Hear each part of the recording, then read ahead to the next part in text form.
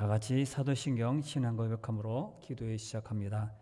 전능하사 천지를 만드신 하나님 아버지를 내가 믿사오며 그 외아들 우리 주 예수 그리스도를 믿사오니 이는 성령으로 잉태하사 동정녀 마리아에게 나시고 본디오 빌라도에게 고난을 받으사 십자가에 못 박혀 죽으시고 장사한 지 사흘 만에 죽은 자 가운데서 다시 살아나시며 하늘에 오르사 전능하신 하나님의 편에 앉아 계시다가 저리로서 산자와 죽은 자를 심판하러 오시리라. 성령을 믿사오며 거룩한 공예와 성도가 서로 교통한 것과 죄를 사하여 주시는 것과 몸이 다시 사는 것과 영원히 사는 것을 믿사옵나이다. 아멘. 찬송가 331장입니다. 331장 같이 부릅니다. 331장입니다.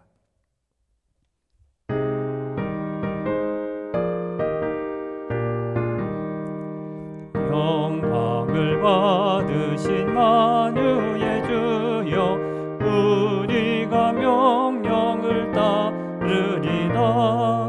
베푸신 은혜를 감사히 알고 진실한 마음으로 섬기겠네. 구주의 은혜 주시는 대로 영원히 받들어서 이겠네. 찬송하겠네 찬송하겠네. 생명을 주시는 구주로다. 구주를 높이고 잘 공경하여 온유한 마음으로 섬기리다. 주 예수 안에서 즐거워하며 충성을 다하여 섬기겠네. 구주의 은혜 주시는 대로 영원히 받들어서 섬기겠네. 찬송하겠네 찬송하겠네. 생명을 주시는 구주로다. 예수를 믿고서 늘 사랑하여 참 기쁜 마음으로 섬기리다. 온 마음을 드리고 늘 순종하며 구주를 영원히 섬기겠네. 구주의 은혜 주시는 대로 영원히 받들어 섬기겠네. 찬송하겠네 찬송하겠네. 생명을 주시는 구주로다. 아멘. 하나님 말씀은 열왕기하 18장 1절부터 12절인데 8절까지만 읽어드립니다. 1절부터 8절입니다. 593페이지입니다. 열왕기하 18장 1절부터 8절까지만 읽고 나머지 9절부터 12절은 우리가 지난번에 살펴봤던 그 내용 중에 하나입니다.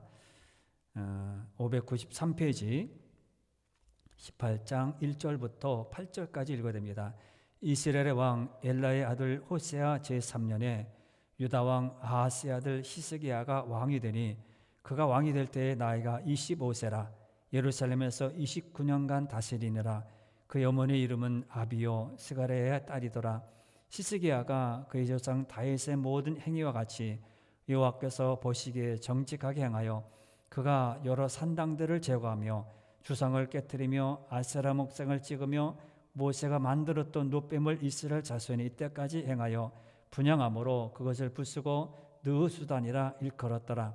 히스기야가 이스라엘 하나님 여호와를 의지하였는데 그의 전후 유다 여러 왕 중에 그러한 자가 없었으니 곧 그가 여호와께 연합하여 그에게서 떠나지 아니하고 여호와께서 모세에게 명령하신 계명을 지켰더라. 여호와께서 그와 함께 하심에 그가 어디로 가든지 형통하였더라. 저가 아스로 왕을 배반하고 섬기지 아니하였고 그가 블레셋 사람들을 쳐서 가사와 그 사방에 이르고 망대에서부터 견관성까지 이르렀더라. 아멘. 우리가 지난 시간에 북쪽에 이스라엘 나라가 멸망하는 것에 대해서 살펴보았습니다. 두 나라가 이제 솔로몬 이후에 두 나라가 나눠졌었는데 이제 북쪽에 있는 이스라엘 우리가 계속 생각해 왔죠. 이 북쪽 이스라엘은 우상을 숭배하고 말씀을 따르고 왕부터 백성에 이르기까지 정직히 행하지 않았습니다. 결국 이제 이 722년 기원전 722년에 아수르에게 멸망을 당합니다. 그러나 아직 남쪽에 있는 유다가 남아있죠. 같은 동족인데 두 나라가 나눠져서 있는데 남쪽에 유다가 남아있습니다. 유다는 136년 후에 586년에 이제 바벨론을 통해서 멸망을 당합니다. 그런데 오늘 본문의 내용을 보면 이런 위기, 이런 어려움, 이런 힘든 그런 시기에 한 사람이 등장합니다. 18장부터 20장까지 무려 3장에 걸쳐서 한 사람이 나타나 있는데 여러분 읽은 히스기야 왕입니다. 한 나라의 국력이 쇠하고 이제 멸망할 그런 시기, 한 나라는 멸망을 했죠. 그 다음에 이제 앞으로 유다도 멸망을 해야 합니다. 이제 내리막길을 걸어가는 그런 시점에서 하나님께서는 히스기야 왕을 등장시켜서 이제 이를 통해서 아수르, 이제 북이스라엘을 멸망시켰던 아수르를 실패하게 만들고 결국은 그렇게 역사의 주인인 것을 말씀하십니다. 자, 5절 말씀에 보면 이렇게 왜 그러면 이 히스기야 왕이 이례적으로 이렇게 등장했을까? 5절에 보면 그 내용이 나타나 있습니다. 그의 전후 유다 여러 왕 중에 그러한 자가 없었으니 이렇게 뒤에 보면 기록이 되어 있습니다.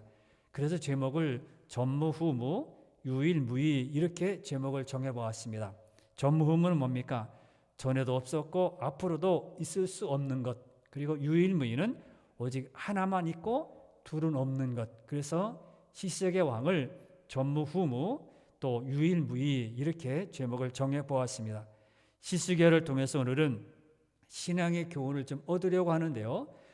세 장에 걸쳐서 18장부터 20장까지 히스기야에 대한 그런 이야기인데 오늘 본문 오늘 18장 1절부터 12절 말씀에서 전체적인 평가, 이 히스기야에 대해서 전체적인 평가가 나와 있고 그다음에 이제 다음 주 이제 이 18장 13절부터 구체적인 왜 이렇게 위대했고 뛰어났는지 구체적인 내용이 기록이 되어 있습니다.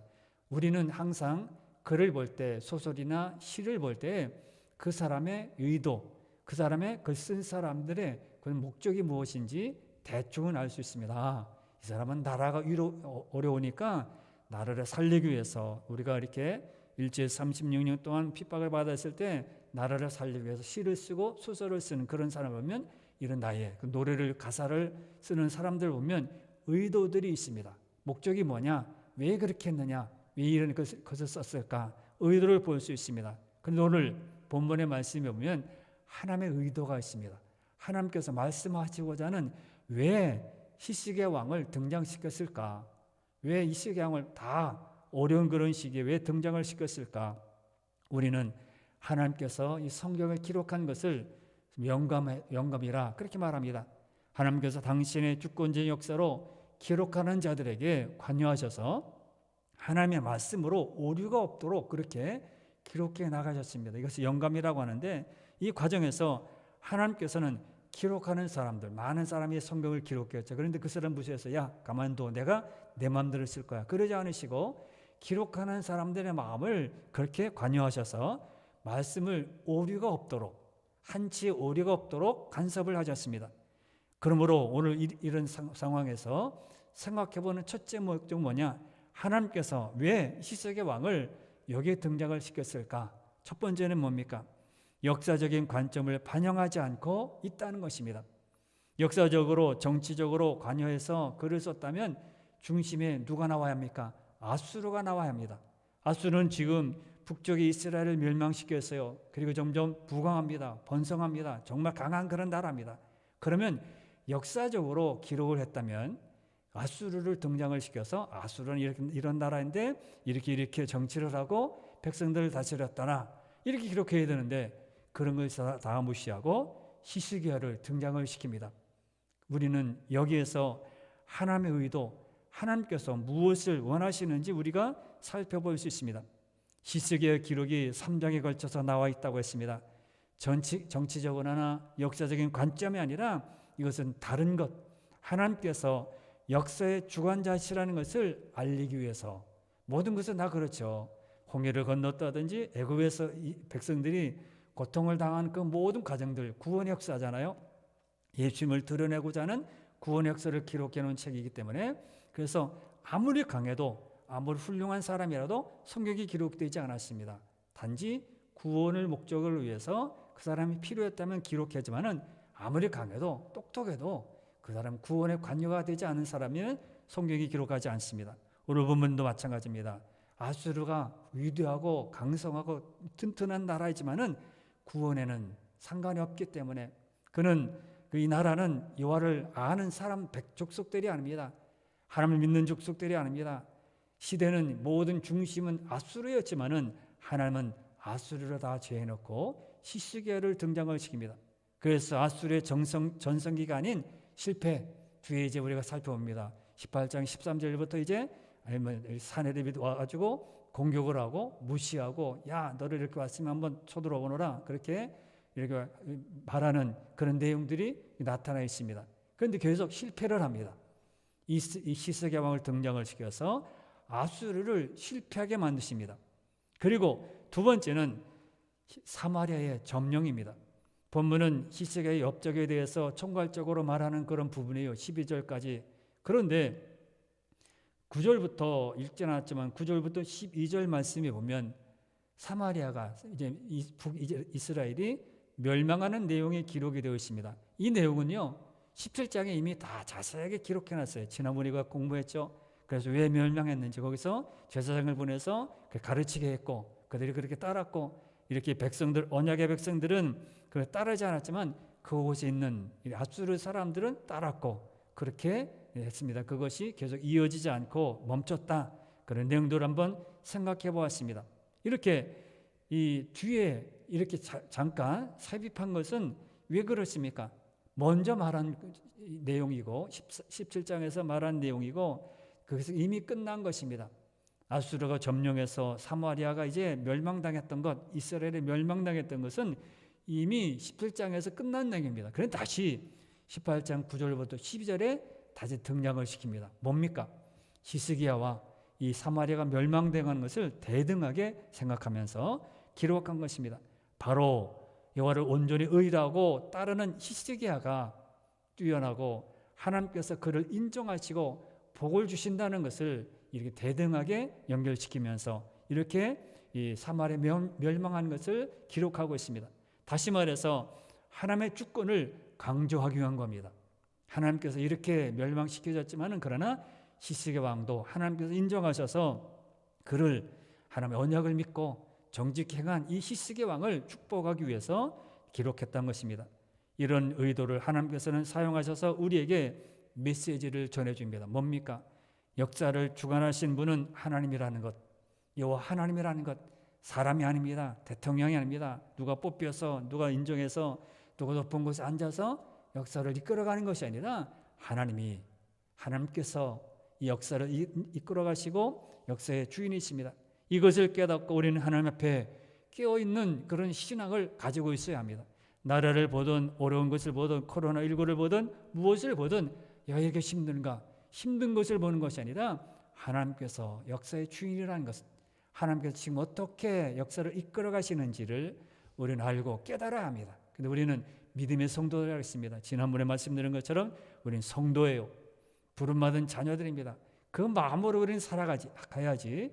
그러지 않으면 어려운 것, 힘든 것, 넘어진 것, 아픈 것, 다친 것 그런 것 때문에 실망하든지 믿음을 떠난다든지 신앙이 무너지는 경우가 있다는 겁니다. 이와 하나님의 절대 주권이 역사와 인간의 모든 것을 주관하고 있다는 것을 우리는 알아야 합니다. 사랑하는 성도 여러분, 역사의 주인이 누굽니까? 힘 있는 나라입니까? 아수르입니까? 아닙니다. 왕입니까? 아닙니다. 역사의 주인은 여호와 하나님이십니다. 이 사실을 우리는 알아야 합니다. 우리가 살아가는 이 세상은 인간적인 것들만 가득합니다. 그래서 무슨 계획하고 이렇게 뽐뜨려고 나타나고 사람들에게 보이기 위해서 나타나기 위해서 광고도 하고 그럽니다. 그런데 이런 인간적이고 세상적인 것들에서 좌지우지되고 그런 경우가 많습니다. 그럼에도 성도는 하나님께서 역사를 운행해 나가신다는 점을 잊지 말아야 합니다. 그리고 그 하나님 앞에 우리는 바로 서는 자가 되어야 합니다. 하나님 앞에 서는 자가 되어야 합니다. 하나님 앞에 항상 믿음의 자세로, 우리가 어려워도 내가 목적한 것을 이루지 못해도 내가 구한 것대로 나타나지 않는다 할지라도 우리는 하나님 앞에 온전한 마음으로 서야 하고요, 믿음의 마음으로 서야 하고요, 언제 어디서나 저는 것이 하나님 앞에서 살아가야 합니다. 행하고 달려가고 계획하는 건 모두가 하나님 앞에서 이루어지고 이루어져야 합니다. 이것이 하나님 앞에 서는 믿음의 성도들의 모습입니다. 전능하신 하나님이 역사의 주인이고 세상의 주인입니다. 그래서 성도인 우리의 주인이신 하나님 앞에서 늘 겸손해야 되고요, 늘 순종하는 마음을 가져야 합니다. 자, 그러면 우리는 히스기야의 신앙의 업적 한번 생각해 보겠습니다. 전무후무, 전에도 없었고 후에도 없는 그런 왕이라고 했습니다. 그런데 그렇게 말하는 이유가 있습니다. 3절을 보겠습니다. 3절을 보면 그 이유가 나타나 있습니다. 히스기야가 그의 조상 다윗의 모든 행위와 같이 여호와께서 보시기에 정직하게 행하여 그랬습니다. 왜 이렇게 하나님께서는 전무후무, 유일무이, 전에도 후에도 없는 그런 왕으로 하나님께서 인정하시고 복을 주셨을까요? 그는 여호와 보시기에, 지난번에도 말씀드렸죠, 여호와 보시기에 북쪽의 이스라엘 왕들은 여호와 보시기에 악을 행했고 여로보암의 길을 따라 악을 행했지만 남쪽의 유다는 여호와 보시기에 정직히 행했다. 본문에도 뭐라 합니까? 그는 여호와 보시기에, 히스기야 왕은 여호와 보시기에, 사람이 보기에, 사람이 그렇게 보니까 아닙니다. 여호와 보시기에 정직히 행했다, 정직하게 행했다고 말씀합니다. 이 말씀은 그는 하나님 앞에 말씀대로 분명히 살았다는 증거입니다. 철저하게 하나님의 절대 주권을 의식하고 그의 말씀에서 어긋나지 않은 모습입니다. 그래서 그가 6절에서 이렇게 말합니다. 그래서 6절에 보면 이렇게 말하죠. 곧 그가 여호와께 연합하여 그에게서 떠나지 아니하고 여호와께서 모세에게 명령하신 계명을 지켰더라, 그렇게 말씀합니다. 이렇게 여호와 보시기에 정직히 행했기 때문에 그는 하나님과 연합하여 여호와께서 모세에게 명령하신 계명을 다 지켰습니다. 하나님을 의식하고 말씀대로 따르는 것보다 중요한 것은 없습니다. 우리가 자녀들을 뛰어나게 하기 위해서 공부도 시키고요, 강사도, 뛰어난 강사도 붙이고, 여러분 건강도 해야 되니까 체육 강사도 붙이고 그럽니다. 그러나 물론 좋습니다. 그러나 말씀을 따르는 것이 중요하고, 말씀 안에 사는 것이 중요하고, 항상 순종하는 것이 중요합니다. 이렇게 사는 것이 신앙입니다. 생활에서 하나님을 의식하고 그 말씀대로 따르는 것이 없다면 아무리 하나님이 많이 알고 지식으로 알고 많이 오래 믿었다고 해도, 신앙의 용자가 기쁘고 내 조상 때대로 믿는 사람이라 믿음의 가정이라 할지라도 신앙은 아닙니다. 죄송하지만 신앙은 아닙니다. 그러면 히스기야에게 이런 모습이 구체적으로 나타난 증거가 뭡니까? 4절 말씀에 이렇게 정직히 행했고 다윗의 길을 따랐던 그런 모든 구체적인 것이 4절에 나타나 있는데, 4절에 보면 이렇습니다. 그가 여러 산당들을 제거하며 주상을 깨뜨리며 아세라 목상을 꺾으며 모세가 만들었던 노뱀을 이스라엘 자손이 이때까지 행하여 분양함으로 그것을 부수고 느수단이라 일컬었더라, 그렇게 말씀합니다. 첫 번째 뭡니까? 산당을 제거했다, 이렇게 말합니다. 그가 여호와의 말씀에 정직히 행하는 사람으로서 산당을 제했다는 겁니다. 산당, 여러분 지금까지 열왕기하를 공부해 오면서 산당에 대한 것은 빠지지 않고 항상 등장하죠.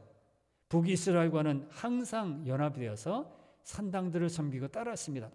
그런데 남쪽 유다 왕들은 어떻습니까? 그들은 어땠죠? 그들은 하나님 보시기에 정직히 행했지만은 산당들은 제어하지 않았다 그랬어요. 그의 산당들은 제어하지 않았다, 이렇게 따라옵니다. 유다 왕들은 오직 산당들은 제거하지 못했습니다. 그런데 히스기야는 이 산당들을 제거합니다. 비로소 온전히 여호와 중심의 신학으로 선 것을 말합니다. 다른 왕들보다 히스기야를 전무후무하다고 하는 것은 바로 이런 점 때문입니다. 다른 왕처럼 산당들을 그냥 섬긴 것이 아니라 전무후무하게 그는 산당들을 제거합니다. 그리고 4절 계속 읽어보면 우상을 깨뜨리며 아세라 목상을 찍으며 모세가 만들었던 노뱀을 분양하니 그것마저도 다 부쉈다고 말합니다. 우상 숭배를 철저하게 다 깨부순 겁니다.